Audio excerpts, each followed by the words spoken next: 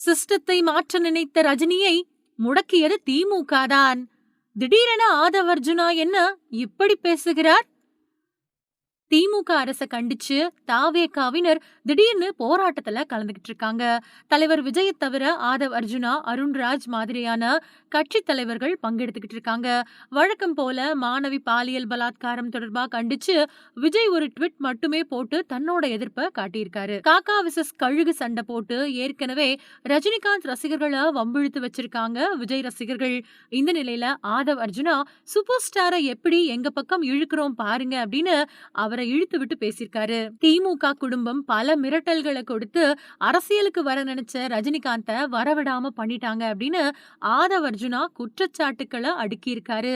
நடிகர் ரஜினிகாந்த் பல வருஷமாவே அரசியலுக்கு வருவாரு அப்படின்னு அவரோட ரசிகர்கள் காத்துக்கிட்டு இருந்த நிலையில இப்போ இல்லனா எப்பவுமே இல்ல அப்படின்னு திடீர்னு சிஸ்டம் சரியில்லை அப்படின்னு அரசியலுக்கு வரப்போறதா முழங்கினாரு.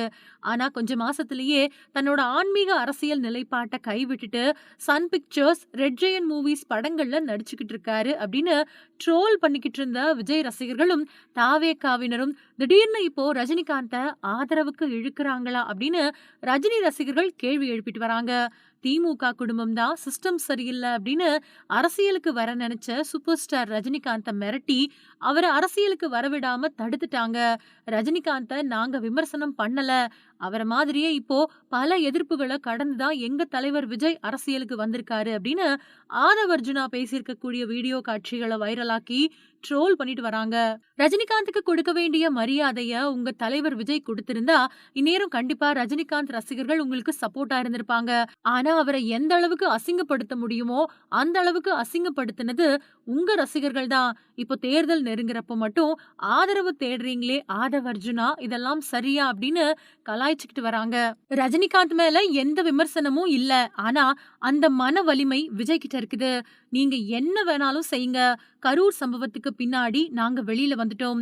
தனிப்பட்ட விமர்சனங்கள் முன் வச்சப்ப கூட வீட்டுல அமைதியா உட்கார பயந்துகிட்டு மகளிர் தினத்தன்னைக்கு 12 வாக்குறுதிகளை வெளியிட்டாரு. அதே மாதிரி கரூர்ல விஜய் நடத்தின பரப்புரை கூட்டத்தப்ப மட்டும் செருப்பு வீசப்பட்டது ஏன்? மத்த ஊர்கள்ல எந்த பிரச்சனையும் ஏற்படல. திருவாரூர்ல விஜய்க்கு வந்த கூட்டத்தை பார்த்து திமுகவுக்கு பயம், எனக்கு மட்டும் ஏன் சம்மன் அப்படின்னு செந்தில் பாலாஜி கேக்குறாரு. அவர்தான் முதல் குற்றவாளி அப்படின்னு சொல்லியிருக்காரு.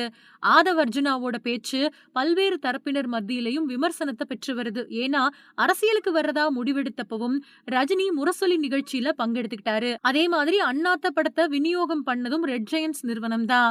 அதே மாதிரி முதல்வர் ஸ்டாலின் கூட தொடர்ச்சியா ரஜினிகாந்த் பல்வேறு நிகழ்ச்சிகள்ல கலந்துகிட்டு இருக்காரு அப்படிங்கறதும் குறிப்பிடத்தக்கது.